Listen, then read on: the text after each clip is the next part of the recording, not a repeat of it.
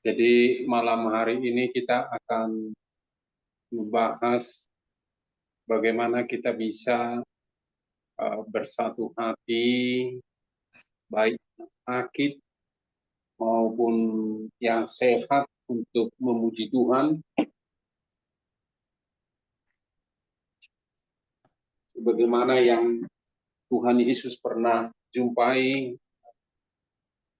perbatasan Samaria, ada 10 orang yang sakit kusta, jadi mereka tidak peduli lagi latar belakang mereka dari mana begitu, tapi mereka sama-sama menderita sakit dan saling menguatkan, dan mereka berseru kepada Tuhan Yesus, dan Tuhan Yesus menyembuhkan mereka. Dan dari 10 orang yang sakit kusta itu, satu orang Samaria itulah yang datang untuk mengucap syukur begitu atas kesembuhan yang dia terima begitu.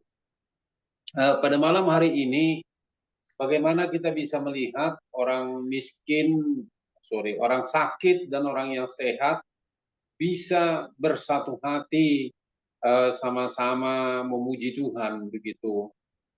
Di bahan ini kami olah untuk juga menjadi bahan khotbah pada minggu yang akan datang di gereja-gereja yang beraliran United Evangelist Mission begitu. Lalu kami melihat saat mendalami, sungguh ada kaitannya dengan hubungan antara sakit penyakit begitu. Bagaimana kita bisa menghadapi sakit penyakit yang bisa terjadi di dalam kehidupan ini. Bagaimana dari awal kita memulai sahabat Indonesia ini, yaitu dari pola pikir, pikiran sadar dan pikiran bawah sadar begitu, dan juga ada bisa virus yang mengganggu dalam tubuh manusia itu. Lalu saat virus itu datang, bagaimana manusia itu bisa secara terus-menerus mempermuliakan Tuhan. Jadi saudara-saudari, kita akan membahasnya dari Roma 15 ayat 1 sampai ayat yang ke-6. Saya akan bacakan di tengah-tengah kita Roma pasal yang ke-15 ayat yang pertama sampai ayat yang ke-6. Saya baca dalam terjemahan TB2. Dikatakan seperti ini: orang yang lemah dan orang yang kuat, kita yang kuat wajib menanggung kelemahan orang yang tidak kuat, dan jangan kita mencari kesenangan kita sendiri.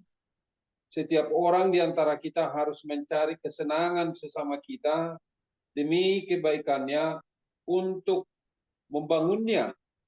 Sebab Kristus juga tidak mencari kesenangannya sendiri, tetapi seperti tertulis, kata-kata cercaan mereka yang mencerca engkau telah mengenai engkau.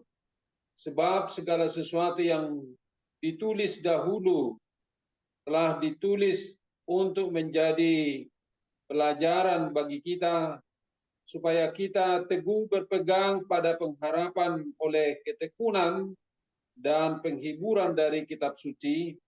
Semoga Allah sumber ketekunan dan penghiburan memberikan kepada kamu hidup yang sehati sepikir, sesuai dengan kehendak Kristus Yesus, sehingga dengan satu hati dan satu suara kamu memuliakan Allah dan Bapa Tuhan kita Yesus Kristus. Sedemikian jauh firman Tuhan dalam Roma 15 ayat 1 sampai ayat yang ke-6.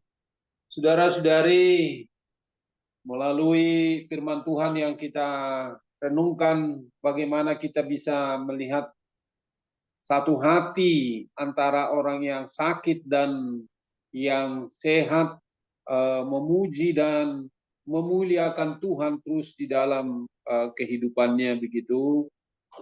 Jadi saudara-saudari, tema ini mengajak kita bagaimana kita menjadi satu suara memuji Tuhan, baik yang sehat maupun yang sakit begitu.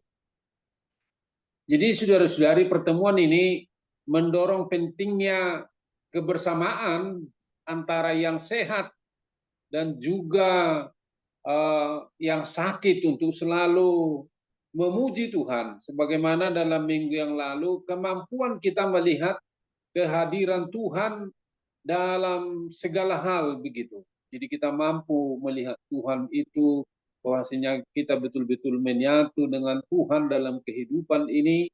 Kalau ada yang mengganjal kita untuk menyatu dalam Tuhan itu, kita bawa semuanya kepada Tuhan, sehingga bisa terjadi namanya katarsis ataupun pelepasan beban emosional oleh karena kekuatan dan pertolongan Tuhan, karena kita mengasihi Tuhan dengan segenap hati, jiwa, akal, budi, dan kekuatan kita.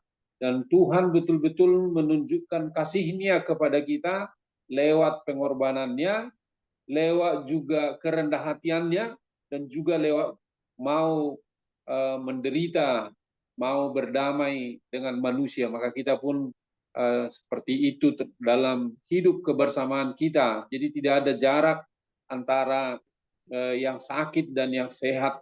Jadi bisa juga kita lihat ini misalnya seperti kerinduan Martin Luther King di Amerika dulunya begitu kan.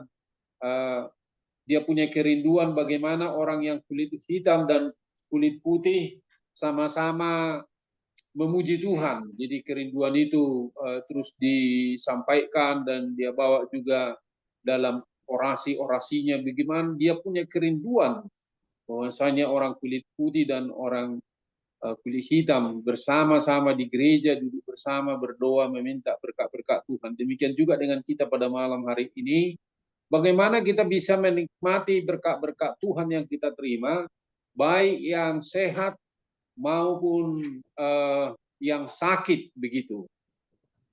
Jadi saudara-saudara yang kekasih, hari ini saya mencek di Rumah Sakit Murni Teguh Medan, ada guru cancer begitu, Share and Care Murni Teguh yang beranggotakan 468 orang hari ini. Ini masih salah satu rumah sakit di Kota Medan. Kita tidak mengetahui penderita-penderita di rumah sakit yang lain begitu, tapi ini salah satu rumah sakit terbesar di Kota Medan yang menderita penyakit kanker. Dan juga katakan saja juga dengan simpatisan di sini di grup ini ada 468 orang begitu. Lalu saya mengikuti grup ini, mereka saling menguatkan, mereka saling bersukacita begitu. Lalu kami pun yang sehat dimasukkan bagaimana untuk bisa memberi kekuatan bagi mereka. Lalu salah satu aturan dalam grup ini, ketika ada kabar duka, jangan sekali-kali diposting mayatnya di dalam grup begitu. Ada aturan seperti itu. Itu apa? Supaya duka itu tidak mempengaruhi orang lain, karena bisa saja sebentar-sebentar dari antara mereka harus pergi begitu dan bisa mempengaruhi batin mereka. Itu kita patuhi juga begitu saudara-saudari dalam grup ini. Dan juga saudara-saudari, pentingnya perhatian kita yang sehat dalam teks tadi terhadap yang sakit, atau kalau yang sehat itu dianggap orang kuat dan yang sakit itu lemah begitu. Bagaimana kita bisa melihat itu menjadi satu anugerah Tuhan supaya kita menjadi satu suara memuji-muji Tuhan begitu. Orang yang sakit dan orang yang sehat itu. Ini mungkin terdengar tidak biasa, tetapi mari kita lihat bagaimana Paulus mengajarkan kita tentang kesatuan di tengah-tengah perbedaan. Jadi memang saudara-saudari, kalau kita membaca surat Roma yang ditulis oleh Paulus ini, saudara-saudari, mungkin kita sudah belajar kitab Roma begitu. Jadi kitab Roma ini ditulis oleh Rasul Paulus. Jadi dia belum pernah ke kota ini. Dia belum pernah mengetahui atau melihat langsung orang-orang Kristen yang ada di kota Roma begitu. Tapi dia mendengar kabar bahwasannya orang Kristen ada di kota Roma. Nah, itu. Jadi dia membuat surat, kalau kita lihat saudara-saudari dalam pengantar perjanjian baru begitu. Kenapa dia menulis surat ini? Salah satu bahwasannya tujuan dia bahwasannya pusat kekristenan itu sudah mulai dia melihat dari Yerusalem, Samaria, Judea sampai ke ujung bumi. Jadi Yerusalem menjadi pusat kekristenan awalnya begitu, lalu berkembang yang kota yang kedua yaitu kota Antioquia di luar Yahudi ataupun Israel begitu, sehingga Antioquia sudah dijadikan tempat juga bagi penginjilan orang-orang yang ada di luar Yahudi, saudara-saudari. Dan juga dia mau menjadikan kota Roma ini menjadi tempat kekristenan untuk melihat Eropa pada masa itu begitu, termasuk juga Spanyol, Portugis begitu. Jadi dia mau melihat apa ini Roma ini bisa menjadi satu tempat gitu untuk melihat daerah-daerah Eropa untuk penginjilan pada masa itu. Padahal dia belum pernah apa gitu melakukan kunjungan di kota Roma ini. Dia hanya mendengarkan ada orang Kristen di Roma ini, lalu dia membuat surat. Memang dia, walaupun dia mendengarkan kabar ada masalah orang Kristen yang ada di Roma ini. Persoalan mereka, saudara-saudari, persoalan ada orang Kristen itu berasal dari Yahudi begitu. Dalam keyahudiannya itu mereka tetap mempertahankan hukum Taurat, mempertahankan soal haram dan halal begitu. Dan ada Kristen non-Yahudi begitu, dengan mempertanyakan apakah kami ketika kami mau masuk jadi Kristen harus jadi orang Yahudi dulu, kayak gitu. Dalam rangka menjawab itu Paulus mengirim surat apa ini? Surat Roma ini. Maka kekuatannya itu di Roma 1 ayat 16 sampai 17 itu Injil kekuatan Allah untuk menyelamatkan orang-orang yang berdosa begitu. Jadi orang Yahudi pun jangan mengatakan bahwasannya mereka orang yang sudah kuat dengan menerima hukum Taurat dengan menjaga pola makan, nah gitu dia. Tidak merasa kuat, tapi Paulus menegaskan semua orang baik Yahudi maupun non-Yahudi semua berdosa. Maka disitulah punya arti kedatangan Yesus Kristus itu. Jadi kalau manusia yang pertama sudah jatuh ke dalam dosa Adam, tapi Yesus Kristus yang sudah percaya kepada Yesus Kristus adalah dia hidup dalam kekudusan, maka orang yang sudah percaya di dalam Yesus Kristus itu, dia juga dalam perlakuannya ya berjalanlah hidup dalam kekudusan, berjalan dalam kebenaran. Nah, itu. Jadi dia menjawab persoalan saudara-saudari apa ini menulis surat Roma ini. Jadi saudara-saudari juga saat kita membaca surat Roma ini sangat indah begitu teratur tulisan Roma ini mulai dari pendahuluan sampai akhirnya di pasal 16 sampai 20 tersistematis begitu. Yang pertama menghantar bahwasannya semua orang membutuhkan keselamatan di dalam Yesus Kristus, lalu masuk dia ke tahap yang kedua bahwasannya Israel itu adalah yang pertama dipilih oleh Tuhan untuk diselamatkan, lalu dia tegaskan di pasal 9 sampai 11 itu bagaimana orang-orang Kristen non-Yahudi itu mereka sebetulnya seperti yang dicangkokkan gitu, dicangkokkan kepada orang Israel dalam rangka keselamatan itu. Jadi tidak boleh mereka mengabaikan Israel. Jadi memang ada dalam perjalanan sejarah itu pernah juga orang-orang Yahudi atau orang Israel diusir dari kota Roma begitu. Ada satu persoalan mereka diusir, lalu kira-kira 10 tahun kemudian mereka dikembalikan lagi ke dalam situasi seperti itu, orang Kristen non-Yahudi menganggap orang Kristen Yahudi itu ya mereka pendatang gitu. Di apalagi dan orang Kristen non-Yahudi itu menganggap ada jarak di antara mereka begitu, antara Kristen Yahudi dan Kristen non-Yahudi. Jadi dalam situasi seperti itulah saudara-saudari, Rasul Paulus hadir untuk mendamaikan begitu. Maka kalau kita baca Roma 11 sampai 16, Roma 12 sampai 16 itu adalah persoalan-persoalan praktis bagaimana Rasul Paulus mau mengarahkan perdamaian begitu antara Yahudi dan non-Yahudi. Kalau kita baca dalam Roma 14 itu, maka dia mengatakan persoalan kerajaan Allah itu sebetulnya bukan soal makanan, minuman. Nah, itu dalam rangka menegur orang Yahudi gitu. Tapi soal kerajaan Allah itu adalah soal kebenaran, sukacita, kedamaian oleh karena pekerjaan terus dalam kehidupan kita gitu. Itu dalam rangka mendamaikan begitu. Nah, ini juga saudara-saudari yang mau kita lihat pada malam hari ini, dikala kita bisa melihat saudara-saudari sebagaimana data yang kami angkat tadi, misalnya orang bisa meningkat sekarang ini, lalu bagaimana kita bisa terus memberi perhatian bagi mereka dan mereka semuanya sama di hadapan Tuhan dan kita bisa sama-sama saudara-saudari memperlakukan mereka di hadapan Tuhan. Memang ada gereja-gereja yang bisa membuat perhatian gitu, perhatian kepada orang-orang yang sakit atau bagian diakoni sosial itu, saudara-saudari.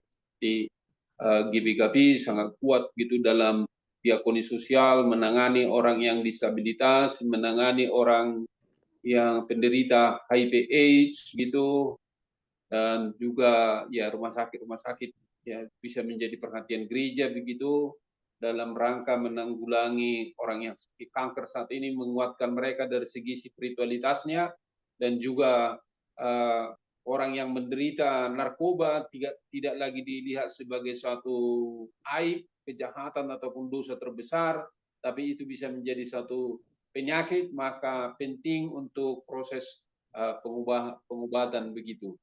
Jadi saudara-saudari, kalau kita lihat tadi Paulus membuka dengan pernyataan yang kuat, kita yang kuat wajib menanggung kelemahan orang yang tidak kuat dan jangan mencari kesenangan diri sendiri. Jadi saudara-saudari yang kuat ataupun yang sehat ya wajib membantu yang sakit, gitu kan.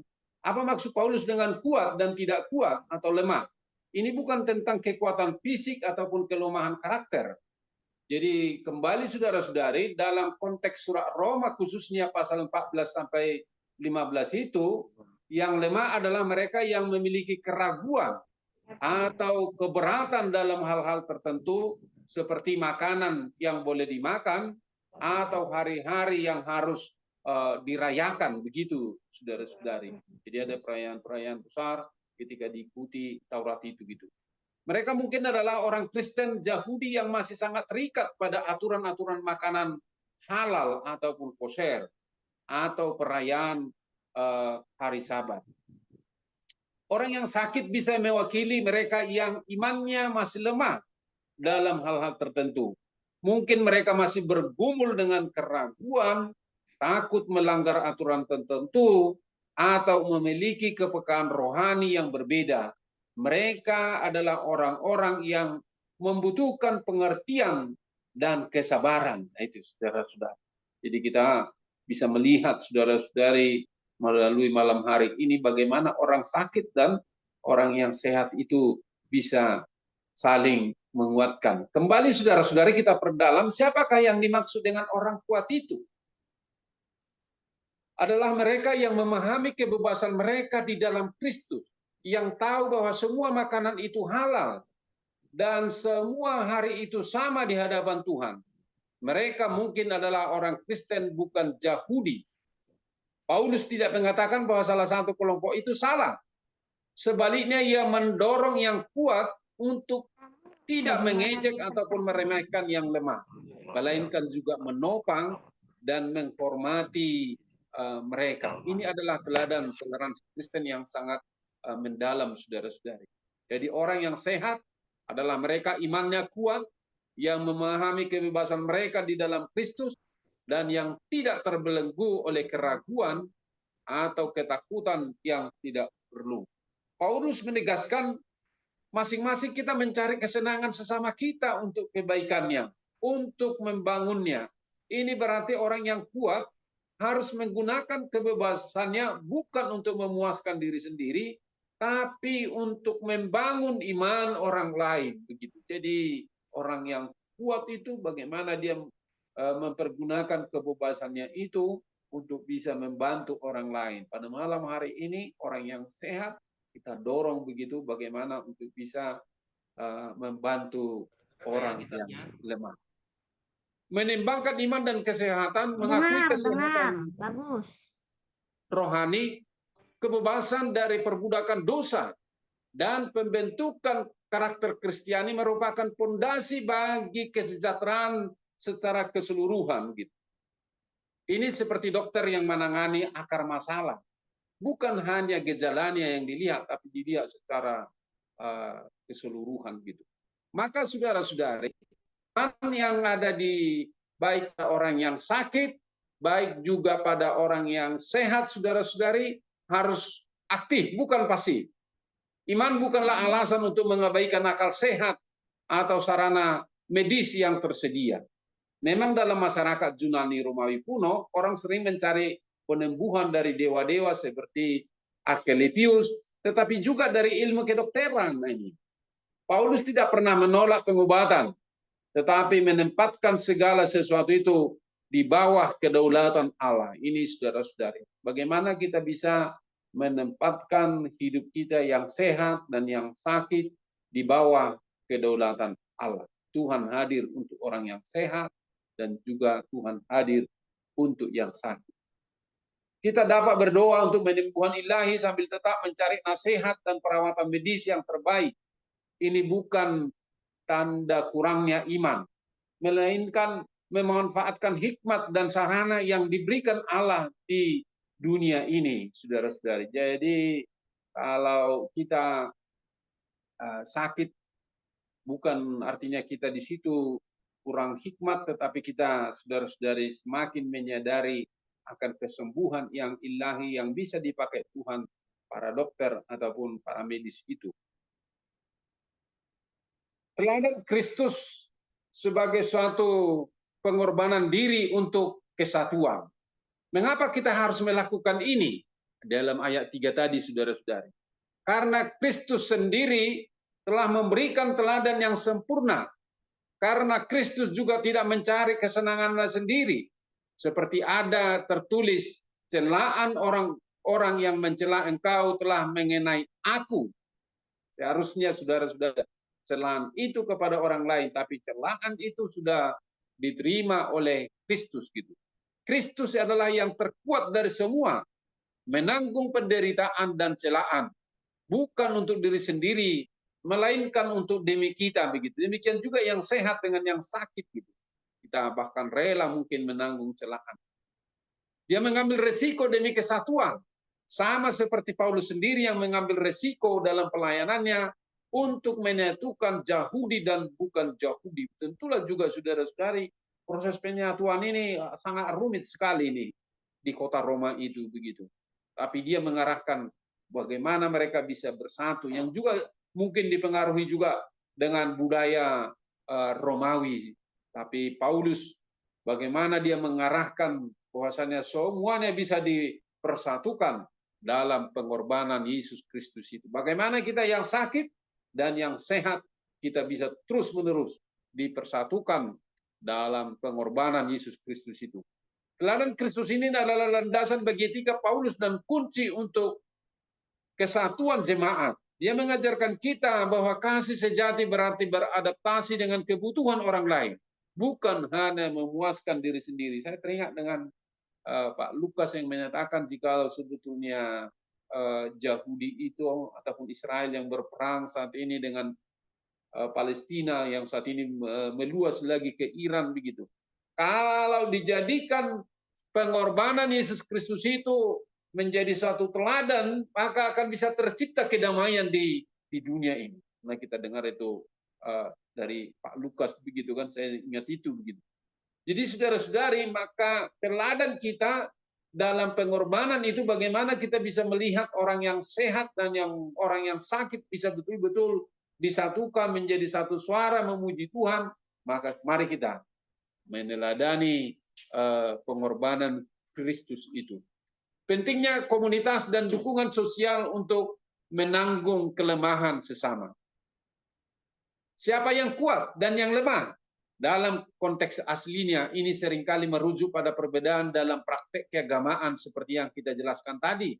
Seperti makanan yang boleh atau tidak boleh dimakan, atau hari-hari yang dianggap suci. Kelemahan di sini berarti memiliki kesadaran iman yang lebih. Lemah atau sensitif terhadap hal-hal tertentu.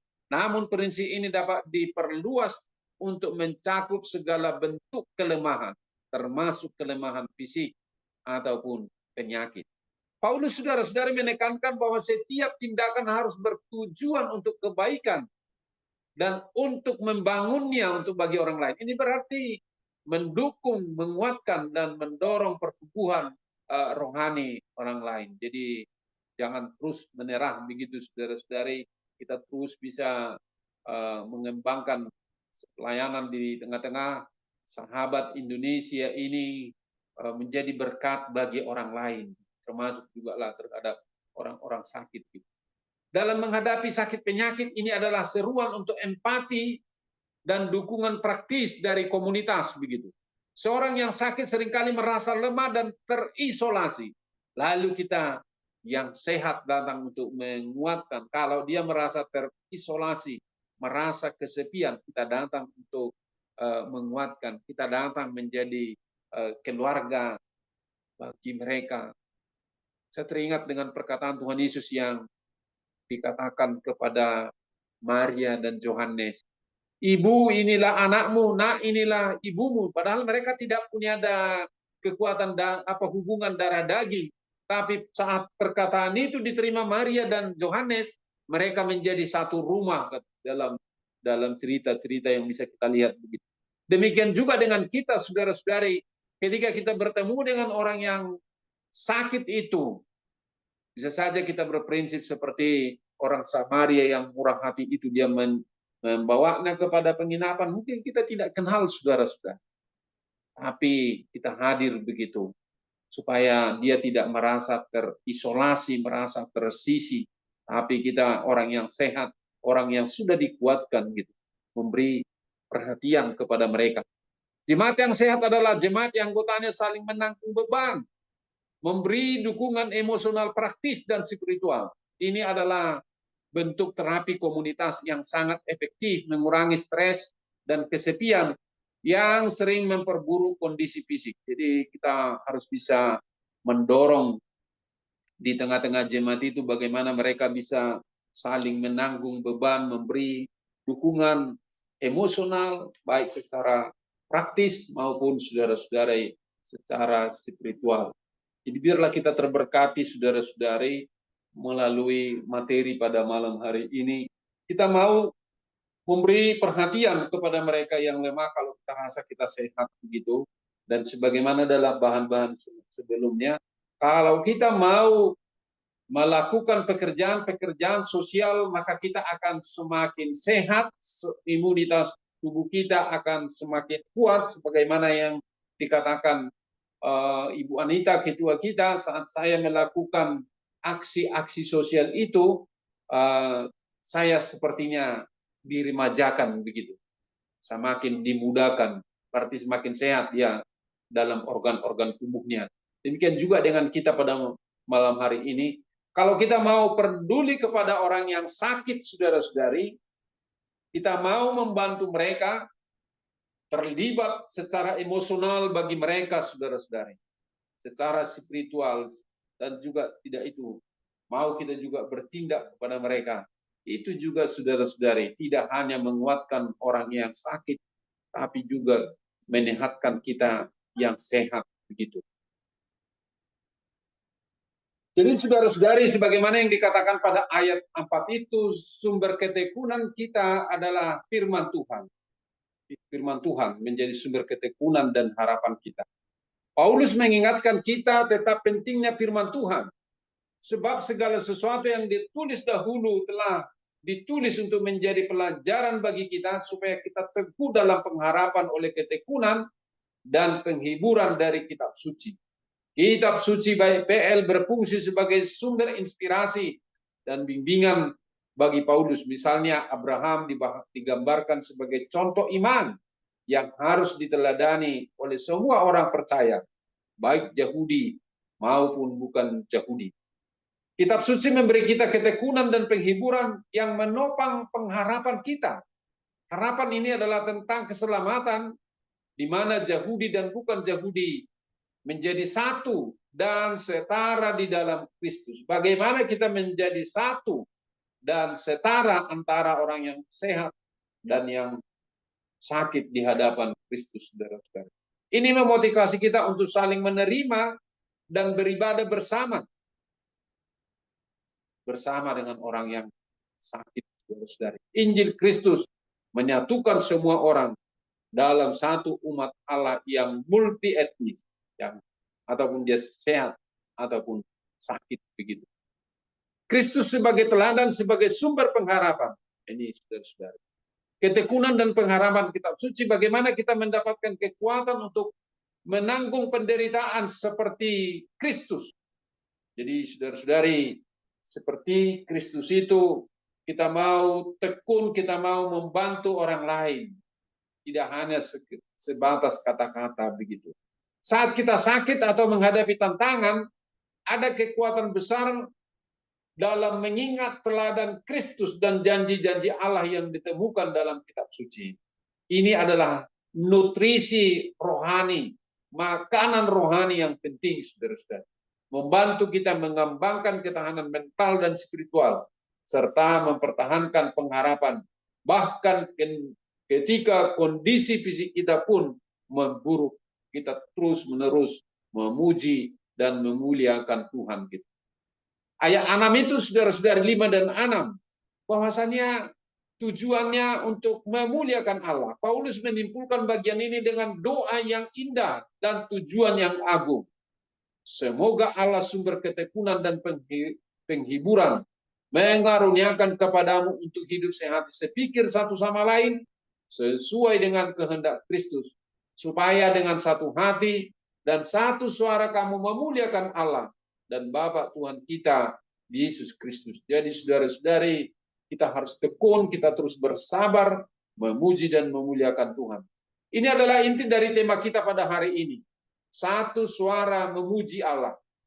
Tujuan utama seluruh surat Roma dan khususnya bagian ini adalah untuk menyatukan jemaat yang terpecah belah di dalam satu hati dan satu suara untuk memuliakan Allah. Jadi kita bukan mau disatukan dalam satu gereja gitu, satu denominasi tertentu, tapi bagaimana kita satu hati, satu suara, artinya berpijak pondasinya di dalam Yesus Kristus yang terus memuliakan Allah.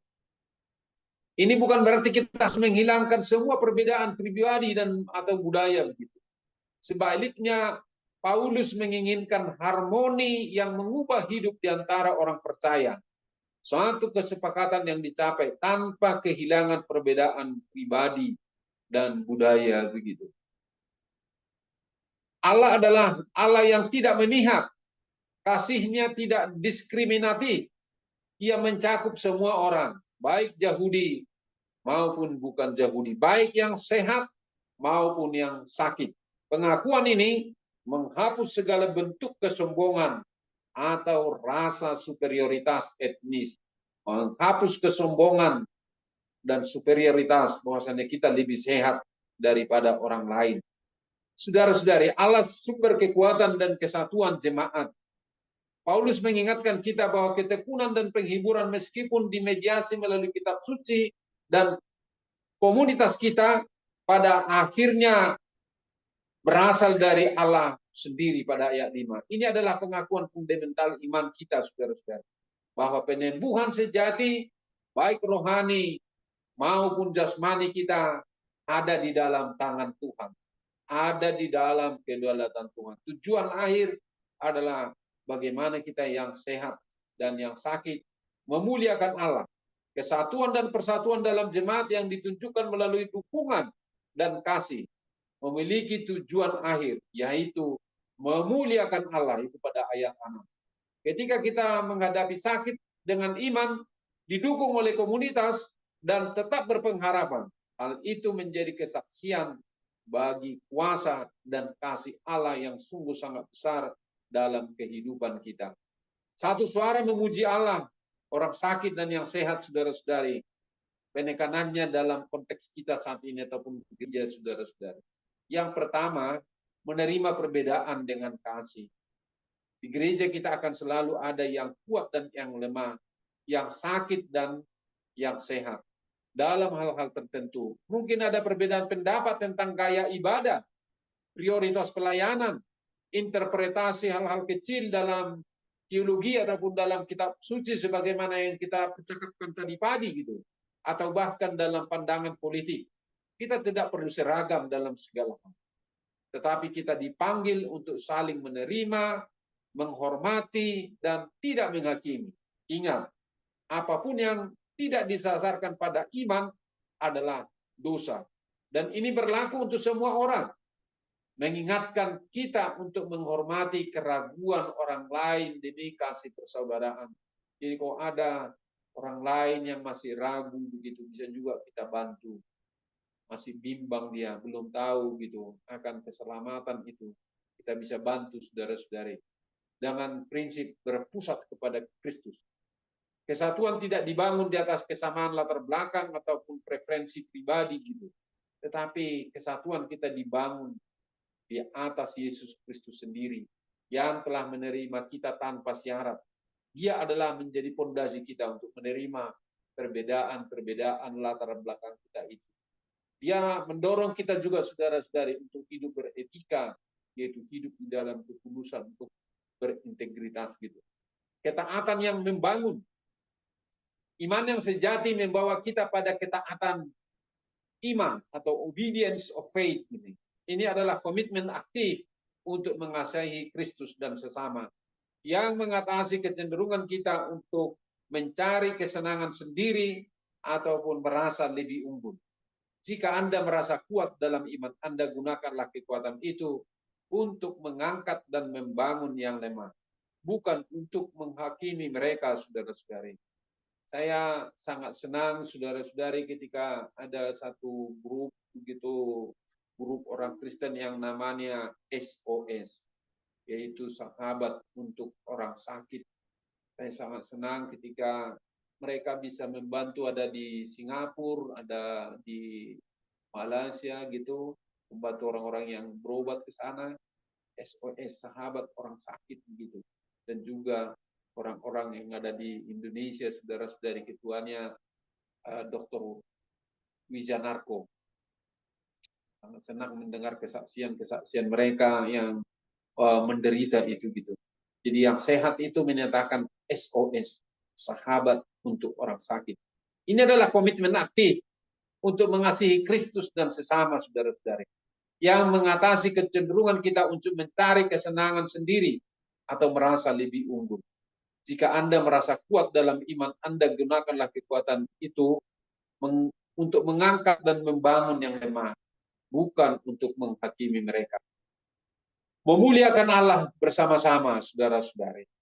Memuliakan Allah yang bersama-sama itu menjadi suatu paduan suara yang indah, yang sakit dan yang sehat begitu. Itu menjadi seperti paduan suara untuk memuliakan Tuhan. Kita bisa beribadah bersama dengan mereka. Surah Roma mengajarkan kita bagaimana kesehatan sejati baik jasmani maupun rohani berakar pada hubungan kita dengan Allah. Kebebasan kita dari kuasa dosa dan persatuan kita dalam komunitas Kristen ini untuk betul-betul bisa saling menguatkan dalam menghadapi sakit. Kita dipanggil untuk beriman secara aktif, meniru Kristus dalam kesabaran, mencari dukungan dalam sesama, dan pada akhirnya memuliakan Allah dengan cara kita merespon tantangan hidup begitu. Saudara-saudari, itulah bagaimana kita bisa satu suara dalam memuliakan Allah, baik orang yang sehat maupun orang yang sakit. Saya mengakhiri presentasi saya ini supaya kita saling menguatkan begitu, kita terus maju saudara-saudari untuk terus memberitakan Injil Tuhan, sekalipun kita dalam keadaan sehat atau merasa kita kuat ataupun sakit begitu. Terus menerus kita memuliakan Tuhan itu. Kita tidak membatasi kuasa Tuhan itu hanya di tempat-tempat tertentu, tapi Tuhan hadir di mana-mana, baik saat kita sehat maupun saat kita sakit. Kita berdoa. Bapa kami dalam Tuhan Yesus Kristus, hamba-Mu telah selesai menaburkan kebenaran firman-Mu pada malam hari ini untuk bisa menjadi satu suara memuliakan Allah, baik yang sehat dan yang sakit. Kami mendasari fondasi kami pada malam hari ini kepada pengorbanan Yesus Kristus. Lewat pengorbanan Yesus Kristus, di mana Yahudi dan non-Yahudi bisa dipersatukan di kota Roma. Demikian juga kami Tuhan pada saat ini yang diperhadapkan dengan zaman kami ini, yang bisa ada muncul berbagai penyakit, tetapi ajar kami untuk bisa saling mengasihi antara yang sehat dan yang sakit, antara yang lemah dan yang kuat. Terima kasih Bapak, kami yakin Roh Tuhan terus-menerus bekerja dalam kehidupan kami. Dalam nama Tuhan Yesus Kristus, kami berdoa dan mengucap syukur. Amin. Kami serahkan kembali ke Pak Raffles, ke Bu Barita.